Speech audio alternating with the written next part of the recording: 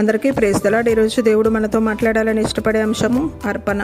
నిర్గమకాండం 23:19 నీ భూమి ప్రథమ ఫలములో మొదటి వాటిని దేవుడైన యెహోవా మందిరమునకు తేవలెను. ఈ ఆజ్ఞను దేవుడు ఇశ్రాయేలీయులకు ఇచ్చాడు.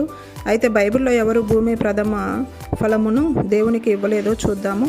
ఆదికాండం 4:2 కయ్యూను భూమిని సేద్యపరచువాడు. కొంతకాలమైన తరువాత కయ్యూను పొలము పంటలో కొంత యెహోవాకు అర్పణగా తెచ్చెను.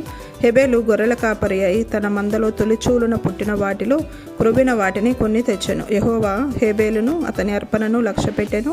కయ్యూను భూమిని సేద్యపరచువాడై దేవుని ఆజ్ఞకు లోబడక భూమి ప్రథమ ఫలమును తేక భూమి పంటలో కొంత యెహోవాకు అర్పణగా తెచ్చెను. యెహోవా కయ్యూనును అతని అర్పణను లక్ష్యపెట్టలేదు. ఈరోజు మనం ఆలోచించుకుందాం. దేవుడు లక్ష్యపెట్టే అంగీకరించే హెబేలు లాంటి అర్పణను తెస్తున్నామా, లేక దేవుడు లక్ష్యపెట్టని అంగీకరించని కయ్యూను లాంటి అర్పణను దేవుని ఇంటికి తెస్తున్నామా? ఆలోచించుకుందాం. Praise the lord.